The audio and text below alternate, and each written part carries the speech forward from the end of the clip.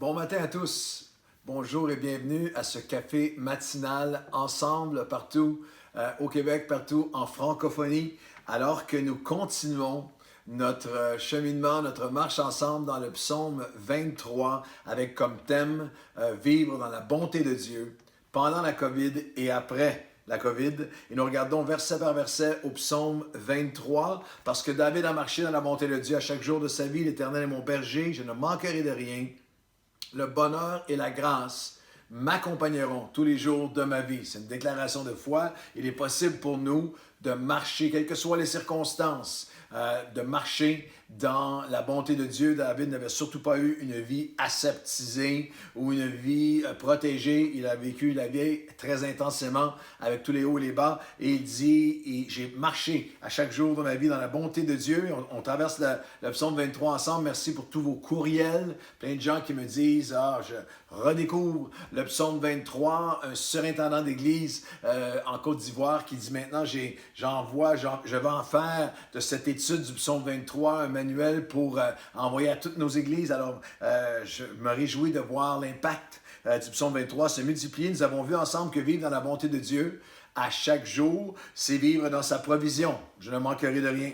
C'est vivre dans le repos de Dieu. Il me dirige vers les eaux paisibles, vers les verts pâturages. Il restaure mon âme. C'est vivre dans la direction de Dieu, être conduit par l'Esprit. Il me conduit dans les sentiers de la justice. Si vous en avez manqué un, ils sont tous là, précédant celui-ci, vous pouvez aller vous rattraper dans le psaume 23. Et aujourd'hui et demain, nous allons parler des vallées dans nos vies. Quand je marche dans la vallée de l'ombre de la mort, le verset 4 du psaume 23, je ne crains aucun mal, car tu es avec moi.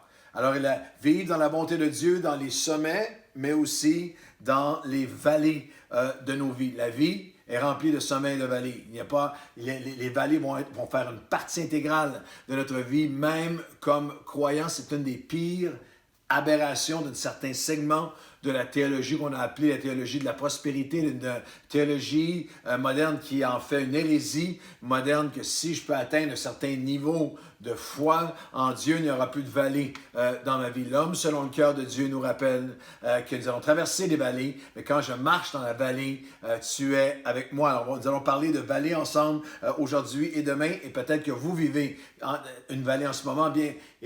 En fait, la planète entière vit une vallée en ce moment avec la COVID, la vallée de l'ombre de la mort, la vallée où nous descendons et nous traversons dans l'inconnu. C'est intéressant parce que lors d'une de mes visites en Israël, dans le désert, nous avons visité plusieurs canyons. Il y en a un qui est nommé, ils ne savent pas si c'est, mais c'est en commémoration, mais ça illustre bien. Il y a un canyon qui est encore aujourd'hui, en 2020, appelé la vallée de l'ombre de la mort. C'est très, très impressionnant. C'est plus de 200 mètres de haut, très, très, très étroit.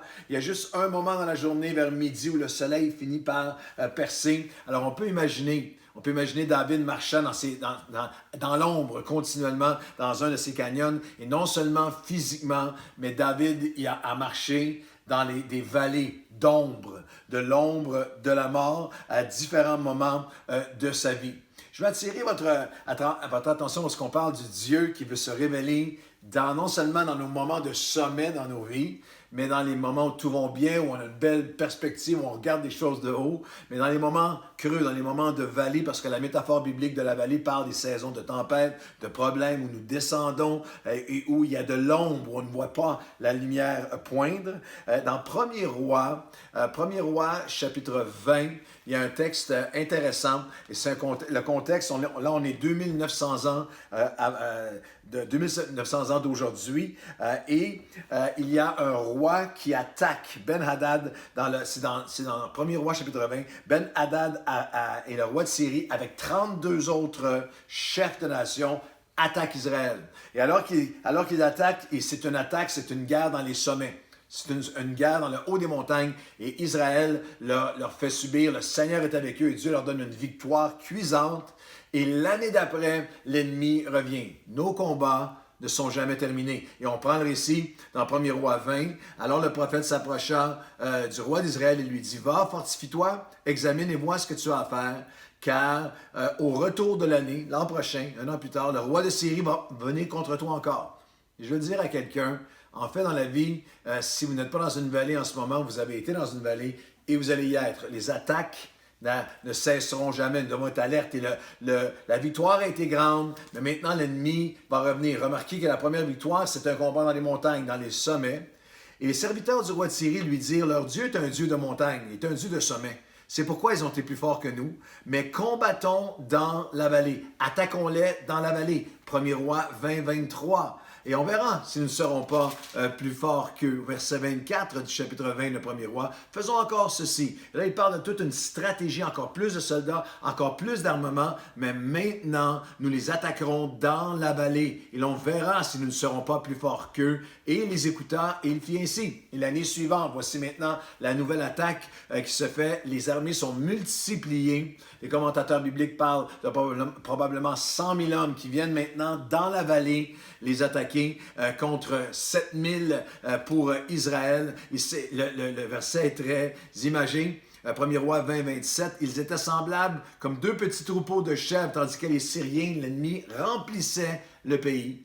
Mais l'homme de Dieu s'approcha et dit au roi, ainsi parle l'Éternel, parce que les Syriens ont dit l'Éternel est un Dieu seulement des montagnes et non un Dieu des vallées, je te livrerai toute cette grande multitude entre tes mains et vous saurez que je suis l'Éternel aussi dans la vallée.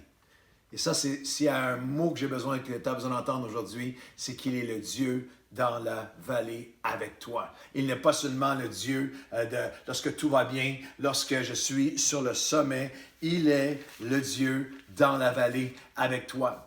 Il faut que tu te libères de cette pensée que si tu traverses une vallée, c'est parce qu'il te manque quelque chose, ou Dieu n'est pas avec toi. Non, non, il est le Dieu avec toi dans la vallée. Et en ce moment, il y a une vallée, une pandémie qui est mondiale. Il y a des vallées dans nos vies personnelles. Peut-être que tu traverses une saison de vallée dans ton mariage, dans ton couple, avec tes enfants. Il y a un de tes enfants ou tes enfants qui amène une vallée dans ton cœur, dans tes pensées. Il y en a qu'en pleine pandémie, nous avons un ami sur l'équipe pastorale de Nouvelle Vie, qui, en pleine pandémie, a été frappé avec un diagnostic, une amie de Nouvelle Vie, une collaboratrice, une sœur précieuse dans le Seigneur, diagnostic de cancer en plein cœur de la vallée. Je veux lui dire, je sais qu'elle regarde à chaque matin, je veux lui dire, Dieu est avec toi dans la vallée. L'ennemi a dit, il est le Dieu des montagnes, il est le Dieu des gens pour qui ça va bien. On va les attaquer dans la vallée. Dieu dit, parce que vous avez dit ça, il leur a donné encore une plus grande victoire dans la vallée. Il faut apprendre à comprendre nos vallées et confronter nos vallées et les conquérir. Aujourd'hui et demain, nous allons regarder à ça parce que les vallées sont inévitables. Nous ne pouvons pas, comme croyants, elles font partie de la vie et même, et ça c'est peut-être quelque chose qui va vous surprendre, elles font partie même de la terre promise que Dieu nous a donnée. Dans Deutéronome chapitre 11, et voici comment le Seigneur décrit la terre promise, la promesse de Dieu. Le pays que vous allez posséder est un pays de sommets, de montagnes et de vallées. C'est un pays dont l'Éternel, ton Dieu, prend soin et sur lequel l'Éternel, ton Dieu, a continuellement les yeux du commencement à la fin de l'année.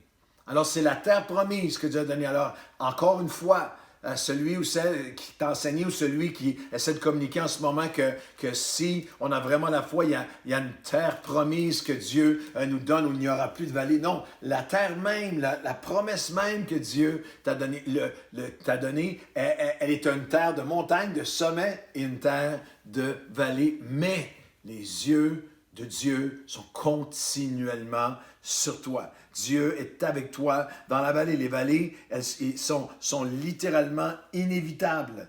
Le 1er Pierre, chapitre 4, versets 12 et 13 dit « Ne vous surprenez pas. Ne soyez pas surpris. N'agissez pas comme si vous étiez surpris, bien-aimés. Ne soyez pas surpris comme si c'était une chose étrange.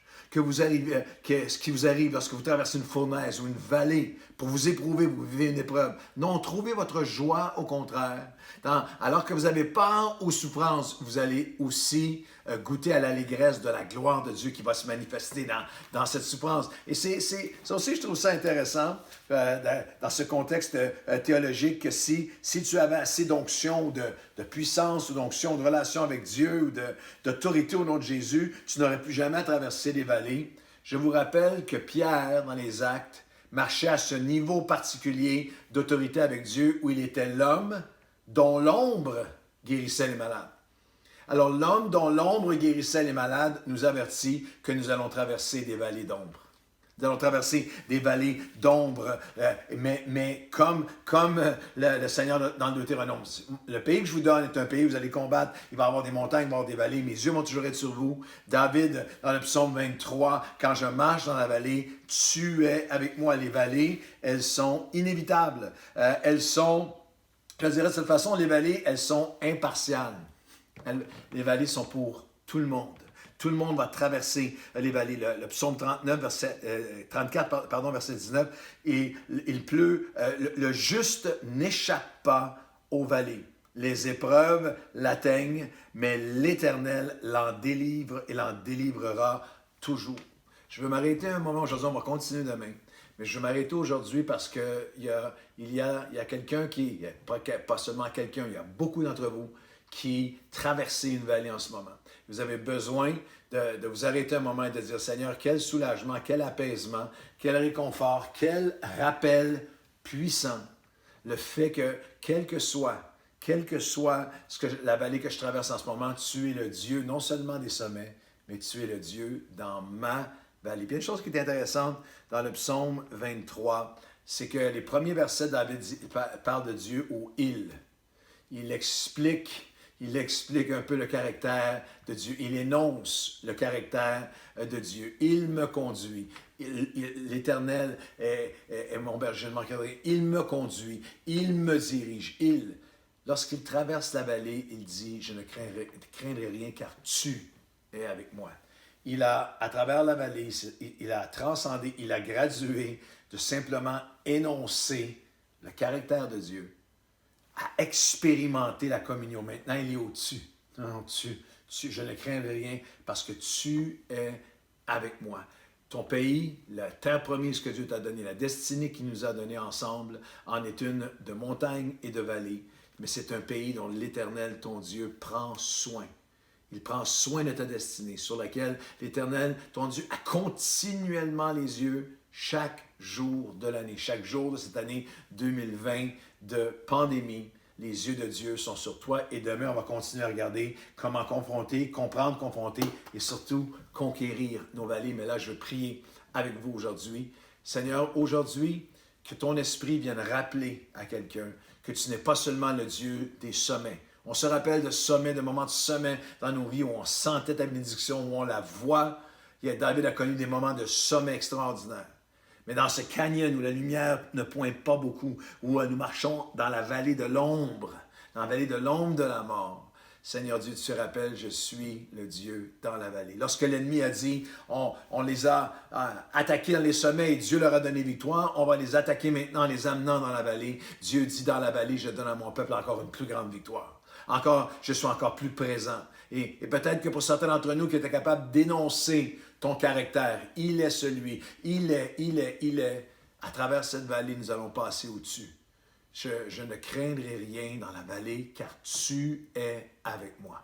Alors aujourd'hui, que ta proximité, ta promesse, ta fidélité, Seigneur Dieu, nous ne regarderons pas à ces fournaises avec surprise, mais avec confiance, que tu marches avec nous, tu marches avec cette sœur qui est dans la vallée du cancer, ou celui qui est dans la vallée de l'inquiétude, la vallée de perte d'emploi, la vallée d'incertitude pour l'avenir, ou de solitude, ou d'oppression, Seigneur, d'anxiété. Seigneur mon Dieu, merci que la terre promise, la destinée que tu nous donnes est de montagnes et de vallées, et tu es le Dieu qui est présent avec nous dans la vallée aujourd'hui. Au nom de Jésus.